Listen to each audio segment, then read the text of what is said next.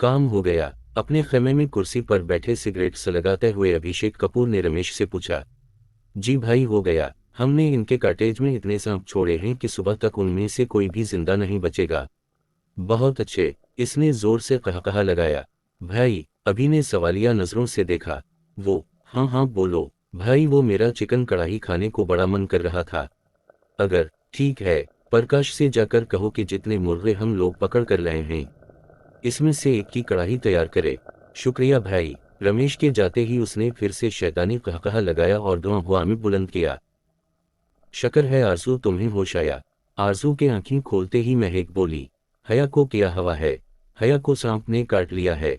हादी ने जवाब दिया। क्या सांप? हाँ, काफी सारे सांप यहाँ पर जुमा हो गए थे। तुम बेहोश थी तो तुम्हें खबर नहीं है। हमने आग लगाई तो वो चले गए। सुहेल ने नरमी से कहा। लेकिन इसका कोई इलाज करो, ऐसे तो ये मर जाएगी। हमने उसकी टांग पर पिटी बांध दी है, जहर मजीद नहीं फैलेगा। लेकिन जनीर बात को अधूरा छोड़कर खामोश हो गया। लेकिन आरजू, हमें नहीं मालूम कि हम कैसे इस जहर को बाहर निकालें। मेरे ख्याल से अभिषेक कपूर के लोगों के पास सांप के जहर का इलाज जरूर होगा। हादी ने अपना ख्याल जाहिर किया। उन लोगों पर भरोसा करने की गलती कभी मत करना हादी। क्यों, तुम्हें क्या लगता है कि इतने सारे सांप ऐसे ही आ गए थे यहाँ पर? नहीं, बल्कि इन्हें हम सब पर छोड़ा गया था, ताकि वो हम सबको मौत के घाट उतार सकें। तुम इतने यकीन से कह सकती हो आरजू, क्योंकि जो आदमी मुझे यहाँ से घसीटते हुए लेकर गया था, इसके हाथ में एक थैला था जो कि खाली था। इससे ये साफ जाहिर है कि वो सांप उसी ने यहाँ पर छोड़े थे। सब हैरानगी और गौर व फिक्र से इसकी बातें सुन रहे थे। क्या तुम्हें कोई आदमी लेकर गया था यहाँ से? हाँ, जो 3 लोग अभी कपूर के पास ब्लैक पैनट शर्ट में थे, इनमें से ही जो चटी वाला आदमी था, उसी ने मुझे अगवा किया। वो मेरे साथ कुछ गलत करना चाहता था, मगर हादी के चेहरे के तासुरात साफ बता रहे थे कि वो शदीद गुस्से में आ चुका था। मगर वो अपने घटिया इरादों में कामयाब नहीं हो सका, क्योंकि वहां पर किया बहुत ही बड़ा पाइथन आया और उसे घसीटते हुए अपने साथ ले गया। क्या मतलब वो टाटन पैथन था क्या? हाँ शायद, इसका मतलब वो अब भी यहाँ पर मौजूद हैं। वो सब छोड़ो हादी, हम सबकी जान को खतरा है।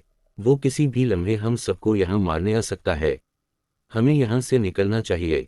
तुम्हें पूरा यकीन है कि वो कोई अजदहा ही था? जनीर ने तस्दीक चाही। हाँ बिल्कुल, तो इसका मतलब ये हवा की आरजू बिल्कुल ठीक कह रही है। हम सबकी जान को खतरा है यहाँ। सुहेल के माथे पर पसीने के कतरे टपके। हादी मेरी बात मानो, चलते हैं यहाँ से। आरजू ने उसका हाथ थामा। लेकिन हम यहाँ से कैसे जा सकते हैं आरजू? इस जजीरे से निकलने का रास्ता हमें नहीं मालूम। जनीर बोला। हमें नहीं मालूम, लेकिन अभिषेक कपूर को बहुत अच्छे से मालूम होगा। महक ने राय पेश की। लेकिन आरजू के कहने के मुताबिक अगर वो सांप अभिषेक ने हम पर छोड़े हैं तो फिर वो हमें यहाँ से बाहर जाने का रास्ता भी कभी नहीं बताएगा।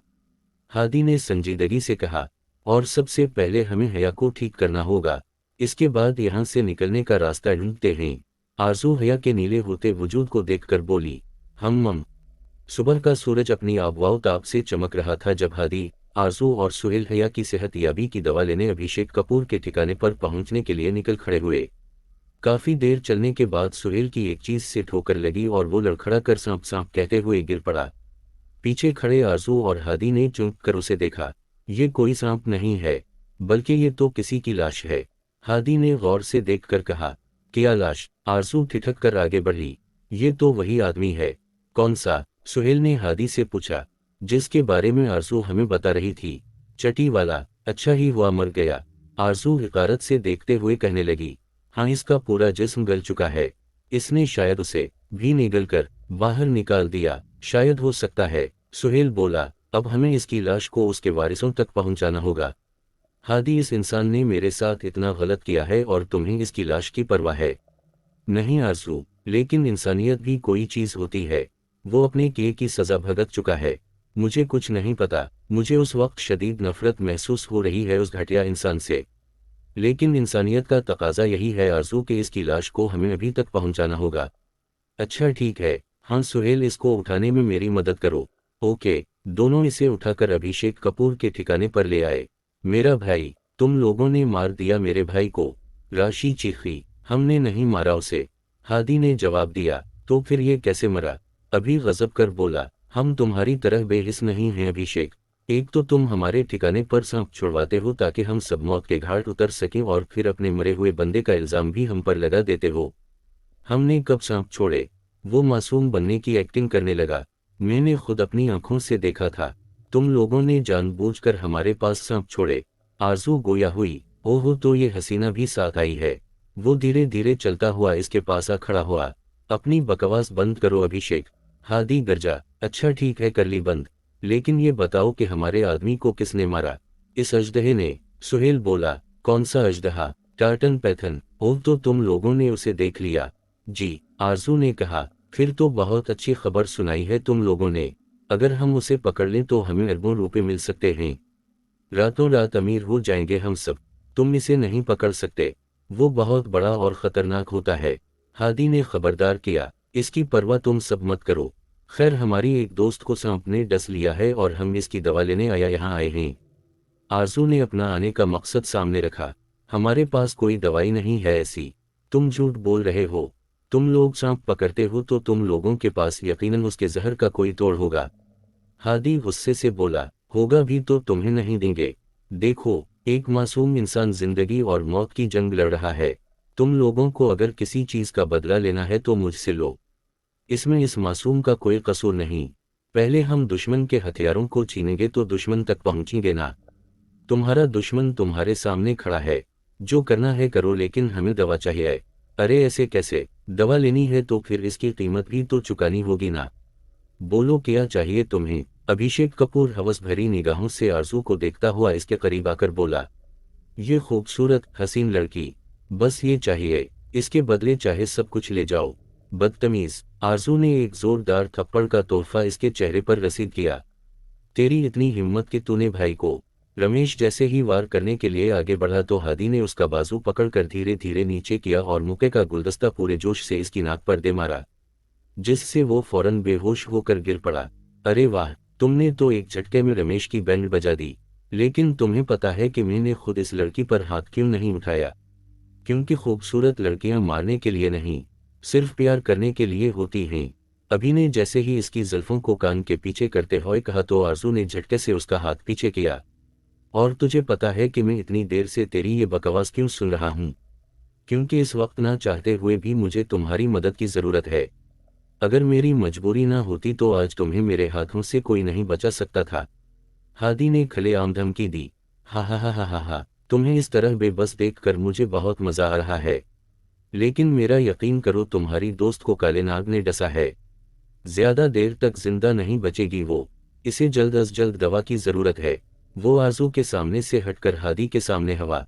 तुम्हें कैसे पता कि उसे किसी काले नाग ने डसा है? हम में से तो किसी ने नहीं बताया तुम्हें, क्योंकि यहाँ पर ज्यादातर वही सांप रहते हैं, इसलिए इन सांपों को तुमने खुद छोड़ा था हम पर। अगर ये कहोगे तो ज्यादा मुनासिब लगेगा। तो अब इसके दवा भी तो हम लोग ही देंगे। तो फिर दो ना, ड्रामे क्यों कर रहे हो? सुहेल कदरे संजीदा था। अरे वाह, इस मोटे पतीले को भी साथ लाए हो।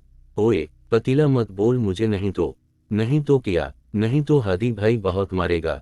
क्यों हादी? हमें दवा चाहिए अभिषेक, वक्त नहीं है हमारे पास। हादी इसकी बात को नजरअंदाज करते हुए बोला। मैंने तुम्हें पहले भी कहा है और अब फिर से कह रहा हूं कि जब तक दवा की कीमत अदा नहीं करते तुम्हें दवा नहीं मिल सकती। और तुम जो कीमत मांग रहे हो वो हम तुम्हें नहीं दे सकते। तो फिर भूल जाओ दवा को भी और अपनी दोस्त के वो अंतिम संस्कार को। क्या कहते हैं भला उर्दू में? हाँ, कफन दफन की तैयारी करो। तुम क्या चाहते हो अभिषेक? आरजू बोली। तुम्हें मेरी डार्लिंग, तुम्हें। वो जैसे ही फिर से आरजू के रूबरू होकर उसे छूने लगा तो हादी ने झट से आकर उसका हाथ पकड़ा और कहा, आखिरी बार कह रहा हूं, आरजू को छूने की कोशिश भी मत करना, वरना मेरी दोस्त बचे या ना बचे मगर तुम मेरे हाथों से नहीं बचोगे। और फिर हाथ छोड़ दिया। ओह, मैं तो डर गया। नहीं नहीं प्लीज मुझे मत मारना। हा हा हा हा हा। वो शैतानी सी हंसी हंसता हुआ हादी को देखने लगा। चलो आरजू यहाँ से, इससे उलझने का कोई फायदा नहीं। हादी इसका हाथ पकड़कर वापस मुड़ा तो सुहेल भी इनकी पैरवी करने लगा। सुनो, उनके दूर जाते ही अभिषेक कपूर ने बाकी दो सियाह पैनट शर्ट में लिपटे लोगों को देखकर कहा, जी भाई। छोटे बालों वाला बोला, आज रात ये लड़की मुझे अपने खेमे में चाहिए। लेकिन भाई इसके साथ वो हादी है, इसके होते हम कैसे यहाँ लेकर आएंगे? वो तुम लोगों का मसला है। मुंह मांगी कीमत दोनगा में तुम्हें। ठीक है भाई, हो जाएगा आपका काम। रकम का सुनते ही वो झट से बोला, लेकिन भाई आपने उन लोगों को जाने क्यों दिया? इन्होंने हमारे भाई को मार दिया है। राशि गोया हुई। नहीं राशि, वो लोग सही कह रहे थे। इन्होंने नहीं मारा तुम्हारे भाई को, वो इस अजदहे का ही शिकार बना है। आप कहते हैं तो मान लेते हैं भाई, लेकिन फिर भी हम इस हादी के बच्चे को तो नहीं छोड़ेंगे। लेकिन अभी कुछ देर पहले तो तुम इस पर बड़ा मर रही थी। इसके साथ वाला तंजिया अंदाज में बोला, इसकी वजह से हमारा भाई मौत के मुंह में गया है तो इसकी खूबसूरती का अचार डालूं मैं। पहले वो मेरा क्रश था, मगर अब वो सिर्फ और सिर्फ मेरा दुश्मन है। अच्छा लगा सुनकर। अब हम क्या करेंगे हादी? कैसे बचाएंगे हम हया को? रास्ते में चलते वक्त आरजू ने तजस्सुस से पूछा। पता नहीं। क्या मतलब पता नहीं यार, हम क्या हया को ऐसे ही मरने देंगे? सुहेल गुस्सा हुआ। देखो मुझे नहीं पता कि क्या करना है, लेकिन मैं तुम लोगों से वादा करता हूं कि हया को कुछ नहीं होने दूंगा मैं। मगर सिर्फ बातें करने से कुछ नहीं होता हादी, इसकी जिंदगी और मौत का सवाल है कोई हल तुम्हारे पास? आरजू तलमला उठी। वो वहां पर कोई गाड़ी है क्या? हादी ने एक जानिब इशारा किया। हाँ ये तो कोई गाड़ी ही लग रही है। सुहेल बोला, हाँ चलो चल कर देखते हैं। आरजू इस तरफ भागी तो वो दोनों भी इसके पीछे हो लिए। ये एक जीप थी जिसका वो इर्द गिर्द से जायजा लेने लगे। फिर हादी ने अंदर बैठने का इशारा किया तो सुहेल फ्रंट सीट पर बैठ गया और आरजू पीछे। हादी ने खुद स्टीयरिंग संभाला। इसने जैसे ही गाड़ी स्टार्ट की तो आरजू ने सवाल किया, हम कहाँ जा रहे हैं दोस्तों? हम हया के लिए कोई दवा ढूंढने जा रहे हैं। कुछ ना कुछ तो जरूर मिलेगा, लेकिन इस पूरे जंगल में हमें कहाँ से दवा मिलेगी हादी? यार प्लीज थोड़ी देर के चुप रहो तुम। ठीक है मैं चुप ही हूँ। वो देखो दोस्तों, ये यकीनन वही पाइथन है। दूर से गुजरते हुए इस अजदहे को देखकर सुहेल जोर से चलाया। आरजू तुम्हारे पास कैमरा होगा, जल्दी से वीडियो रिकॉर्ड करो। हादी बोला, ओके। हादी ने गाड़ी ही स्पीड मजीद तेज की तो आरजू कैमरे से मंजर कैप्चर करने लगी। वो इस गुजरते हुए पाइथन के बिल्कुल करीब पहुंचे तो एक और गाड़ी ने उनके सामने आकर ब्रेक लगा दी। हादी ने भी झट से ब्रेक दबाई। सामने वाली गाड़ी से राशि और उसका दूसरा साथी बाहर आए। उनके हाथ में लोहे से बनी हुई वही छड़ियां थीं। बाहर निकल। दूसरे आदमी ने जोर से चलाते हुए हादी को देखा और छड़ी पूरी कुव्वत से जीप के शीशों पर मारी। सब शीशा टूटकर चूरा चूरा हो गए। हादी जोर से गाड़ी का दरवाजा पटकता हुआ बाहर आया और इनके रूबरू खड़ा होकर बोला, क्या मसला है? क्यों रास्ता रोका है हमारा? एक तो तुमने हमारे भाई को मार दिया और ऊपर से हमारी गाड़ी भी चोरी कर ली। वाह वाह, सलाम पेश करते हैं हम तुम्हारी बहादुरी को। मैं पहले भी कह चुका हूं और फिर से कह रहा हूं कि हमने तुम्हारे भाई को नहीं मारा। तुम्हारे मानने या ना मानने से कुछ नहीं होगा। हम अपने भाई की मौत का बदला लेने आए हैं। राशि अकर कर बोली, मैं लड़कियों से लड़ाई नहीं करता। तो फिर ठीक है, तुम्हारे साथ जो लड़की है इससे ही कर लेती हूँ। वो अपनी छड़ी घुमाती हुई बैक सीट पर बैठी आरजू के पास आई और बाहर से दरवाजा खोलकर जोर से इस पर वार किया। आरजू ने अपना बचाव करते हुए उसे हाथ से रोका तो उसने चाकू निकाल लिया। जैसे ही उसने आरजू पर चाकू का वार किया तो वो घूमकर पीछे हुई। चाकू सीधा गाड़ी में लगा। आरजू ने झट से गाड़ी में पड़ा अपना बैग उठाया और पाइथन के पीछे दौड़ लगा दी। इधर दूसरी जानिब हादी और इस आदमी की हाथापाई जारी थी। अब राशि सुहेल के सर हो गई। जैसे ही उसने लगातार सुहेल पर चाकू के वार किए तो वो खुद का बचाव करता हुआ गाड़ी के नीचे घुस गया। और जब राशि नीचे लेटकर इस पर वार करने लगी तो सुहेल की एक जोरदार टांग इसके सर पर लगी और वो वहीं बेहोश हो गई। लड़ाई के दौरान इस आदमी के हाथ में पकड़ी छड़ी हादी के हाथ लगी तो उसने जोर से इसकी गंजे सर पर दे मारी, जिससे वो गिश खाकर वहीं गिर गया। सुहेल, आरजू कहाँ हो तुम दोनों? हादी ने ऊंची आवाज लगाई। मैं यहाँ हूँ भाई, मेरा पेट फंस गया है नीचे।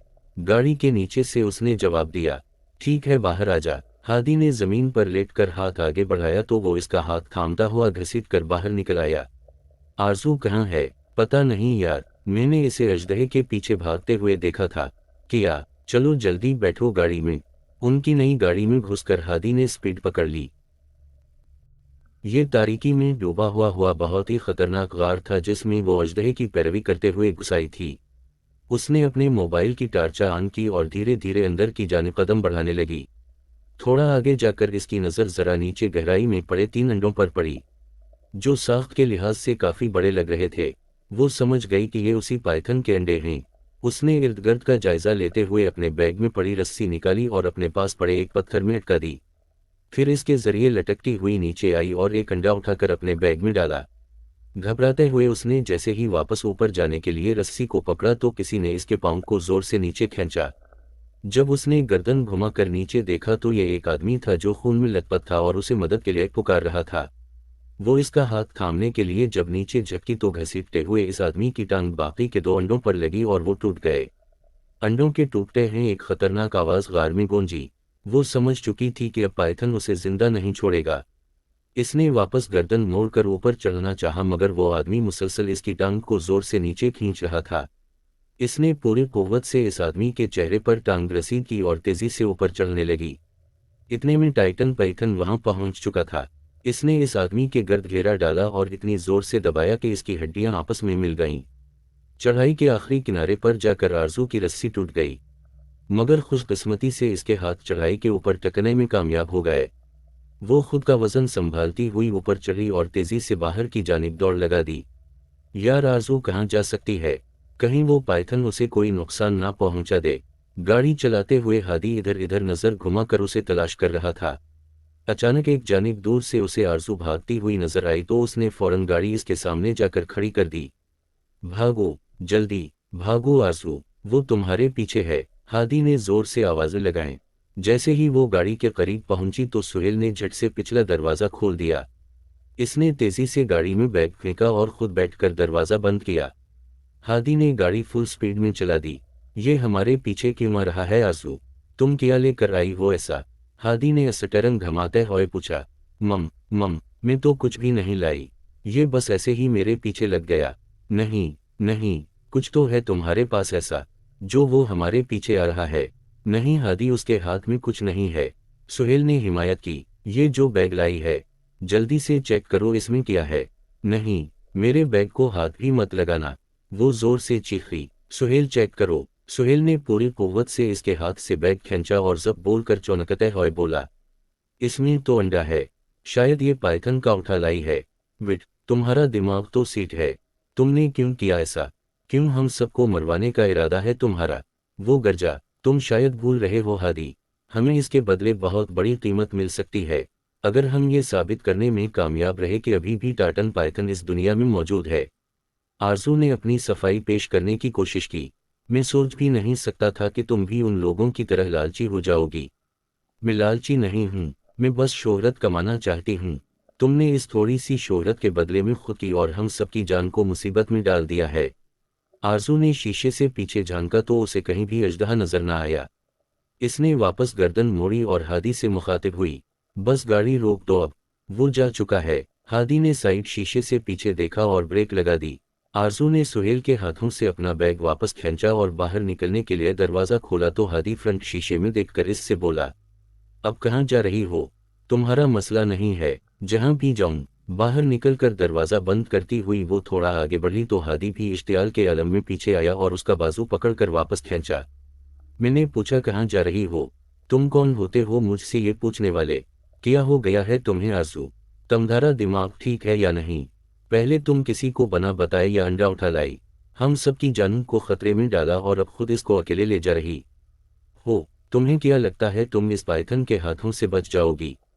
मैं मरूं या जीऊं, तुम्हें इससे गर्ज नहीं होनी चाहिए। वो आंखों में देखकर बोली, तुम तो ऐसे कह रही हो जैसे हमारा कोई रिश्ता ही नहीं। भूल गई कि हम दोस्त हैं। मैंने जो किया है वो हम सबके लिए किया है, हम सबको शोहरत मिलेगी। हादी, तुम मेरी बात को क्यों नहीं समझ रहे? सारी दुनिया हमें जानेगी। दुनिया तो हमें तब जानेगी ना जब हम इन सब के लिए जिंदा रहेंगे। मैं भी हादी की बात से मुत्तफिक हूँ आरजू, हमें इस अंडे को वापस उसी जगह पर रखना होगा वरना हम सब मारे जाएंगे। सुहेल पास आकर बोला, मुझे तुम दोनों की बात में कोई दिलचस्पी नहीं, मुझे जो सही लगेगा मैं वही करूंगी।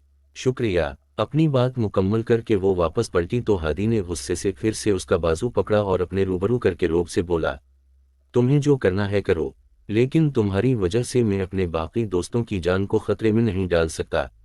और रही बात तुम्हारी, तो मैं नहीं चाहता कि अपनी बेवकूफ़ी की वजह से तुम अपनी जान से हाथ धो बैठो। तुम भले ही मुझे गलत मत समझो, लेकिन मैं तुम्हें नहीं खो सकता, इसलिए हमें इस अंडे को वापस रखना ही होगा। फिर चाहे इसके लिए मुझे तुमसे ही क्यों ना उलझना पड़े। झटके से उसके हाथों से बैग खींचकर उसने उछालकर सुहेल की जानिब फेंका और अपनी गिरफ्त उसके बाजू पर मजबूत करता हुआ खींचकर उसे गाड़ी में बैठाया और वापस कार स्टार्ट की। ये अजीब सी आवाज़ कैसी है?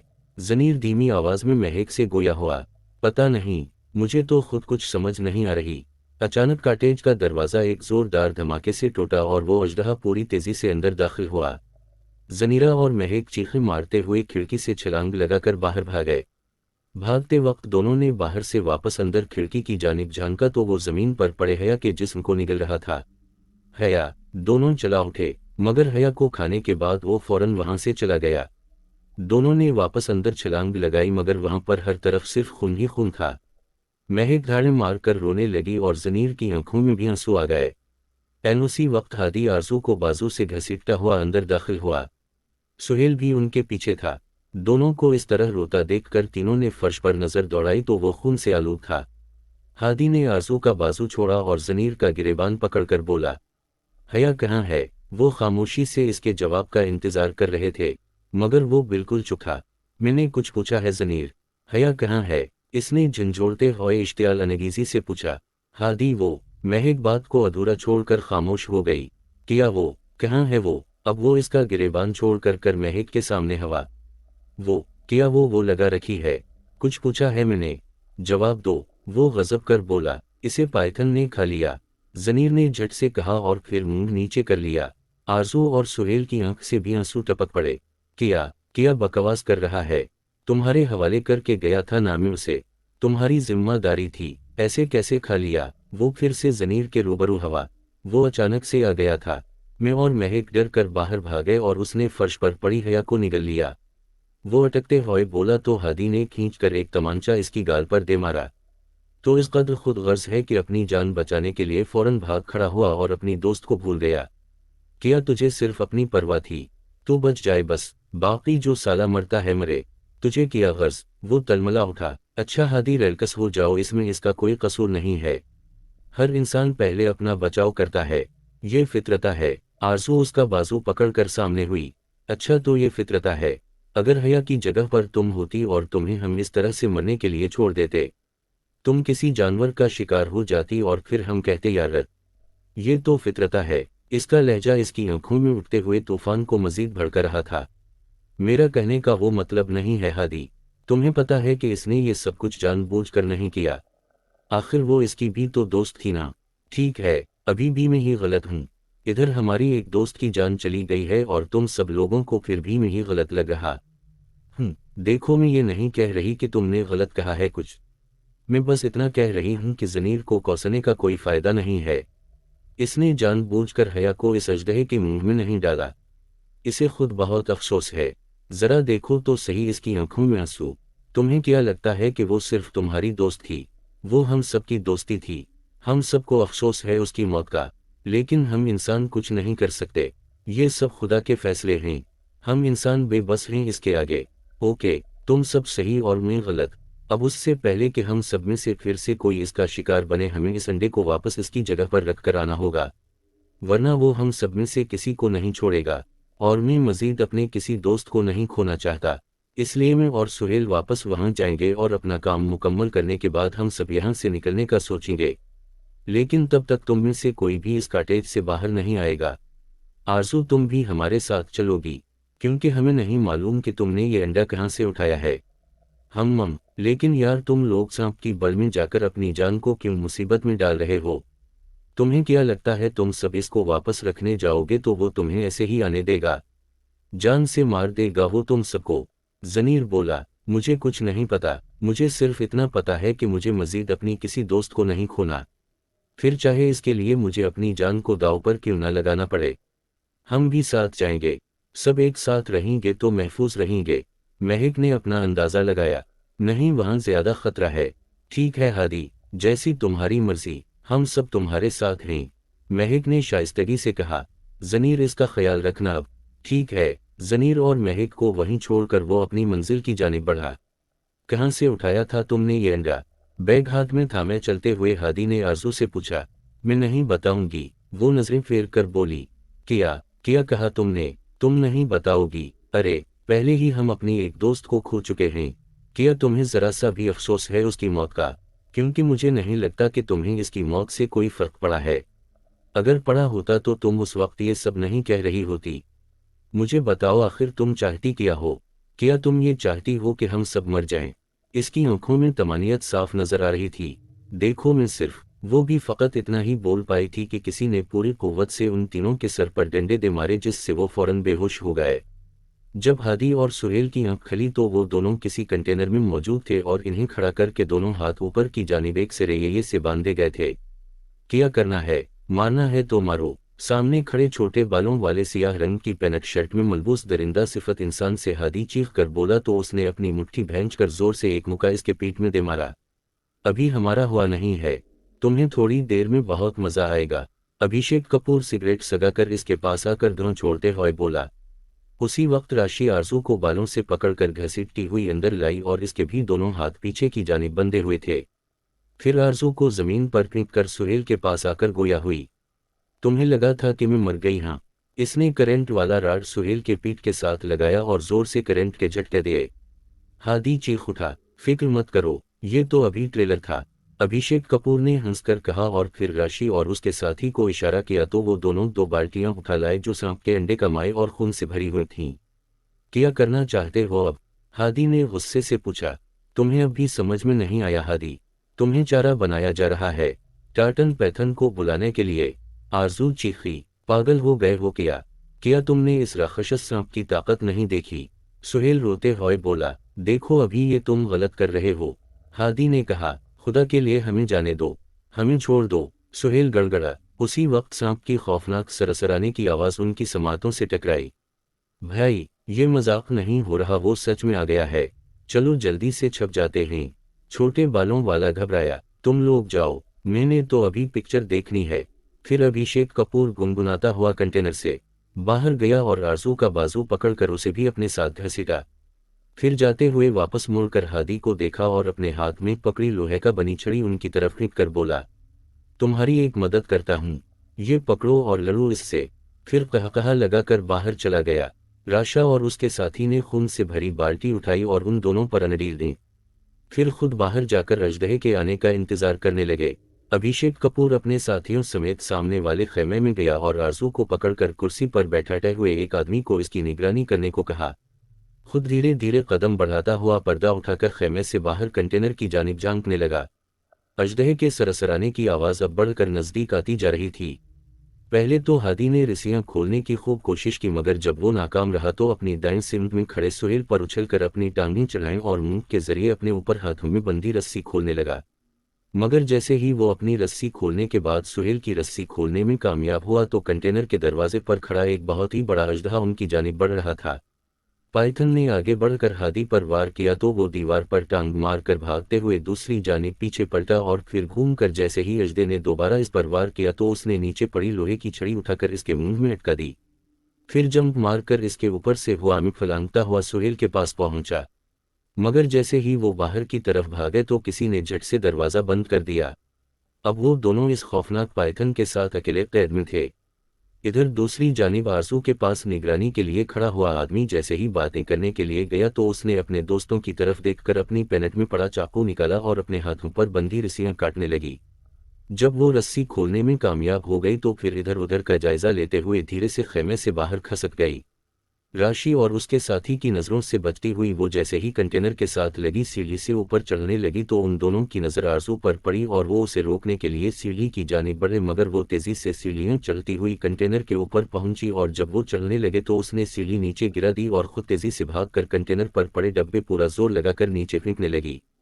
फिर कंटेनर का ऊपर वाला दरवाज़ा खोलकर अंदर झानकती हुई चीख कर बोली, जल्दी से ऊपर आओ। दोनों ने ऊपर देखा तो हादी ने पहले सुहेल को ऊपर चढ़ाया और जैसे ही वो खुद ऊपर चढ़ने लगा तो अजदहे ने अपना निशाना इस पर बांधा और वार किया, मगर उसने फौरन ऊपर वाले दरवाजे को हाथ डाले और पहले अपनी दोनों टांगें ऊपर चढ़ाकर कलाबाजी की सूरत में बाहर निकल आया। सामने से आती हुई राशि और इसका साथी तेजी से उनकी जानिब बढ़ रहे थे। हादी ने आरजू और सुहेल का हाथ पकड़कर नीचे छलांग लगा दी। पीछे से ऊपर वाले दरवाजे से निकलते हुए इस अजदहे ने उसके साथी पर वार किया और उसे निगल लिया। डर के मारे राशि ने भी नीचे छलांग लगाई और उनके पीछे भागने लगी। अभिषेक कपूर के मजीद आदमी इन तीनों के सर हो लिए। आरजू के हाथ इनके खाने के जो भी बर्तन लगे उसने इन्हीं से अपना बचाव किया और फिर आखिर में फ्राई पैन उठाकर अपने चारों जानिब बढ़ने वाले हर आदमी के आओ देखा ना ताओ और ठोक दी गई। इधर सुहेल के पीछे लगे कई आदमियों को तो अजदहे ने निगल लिया और इनमें से एक का चाकू घूमता हुआ इसकी टांग में जाकर लगा और वो जख्मी होकर नीचे गिर पड़ा। आग से भरा टैंक धक्का देकर अपना बचाव करते हुए उसने इन आदमियों की जानिब फेंका जिससे बहुत से लोग झुलस कर रह गए। राशि अपने हाथ में बड़ा चाकू लिए हादी से उलझ रही थी और इसके अलावा और भी दूसरे लोग इसके साथ लड़ रहे थे। जब दूसरे लोगों से लड़ते वक्त हादी नीचे गिरा तो राशि ने नीचे झुककर इसके चेहरे पर वार किया मगर वो तेजी से घूमा और इसकी टांगें खींचकर उसे भी अपने साथ नीचे फेंक लिया। इसके अपने ही आदमियों के डंडों का वार जो कि हादी पर हो रहा था वो राशि के सर पर लगा और वो वहीं बेहोश हो गई। हादी चूंकि कराटे खेलने में मास्टर था उसने चंद ही लम्हों में सबकी कमरें तोड़कर रख दी। फिर अपने जख्मी दोस्त सुहेल को उठाया और आरजू का भी हाथ पकड़कर बैग उठाया और सबने मिलकर कॉटेज की जानिब कदम बढ़ाए। कहाँ रह गए थे तुम सब? जनीर ने दूर से आते हुए देखकर पूछा। बस यार ना पूछ, वो अभिषेक कपूर के बंदों ने हमें अगवा कर लिया था, फिर हमें एक कंटेनर में पाइथन के साथ बंद कर दिया। नहत मुश्किल से बचकर निकले हैं। हादी ने अपना माथा मसलते हुए कहा। तो इसका मतलब कि वो अंडा? हाँ यार वो हम लोग वापस नहीं रख पाए। तो फिर अब क्या वो पाइथन हमें मार देगा? महक ने सहम कर पूछा। देखो जब तक अंडा हमारे पास है वो हमारे पीछे ही होगा, इसलिए अब हमें सबसे पहले ये अंडा उसे वापस करना है। लेकिन हादी, इससे पहले कि जनीर कुछ मजीद बोलता वो अपना मुंह खोल कर रह गया क्योंकि महक के पीछे वही टाइटन पाइथन खड़ा था। इसकी नज़रों का जायजा लेते हुए हादी ने भी फौरन महक के पीछे देखा। इससे पहले कि वो कुछ कर पाते उसने झट से अपने आगे खड़ी महक को मुंह में लिया और उनकी बसीरतों के सामने ही उसे निगल लिया। वो सब तो बस चला कर रह गए। सब भागकर हादी के पीछे छप गए। अब इस पाइथन के निशाने पर हादी था। वो इस खतरनाक अजदहे की आंखों में अपना अक्स साफ देख सकता था।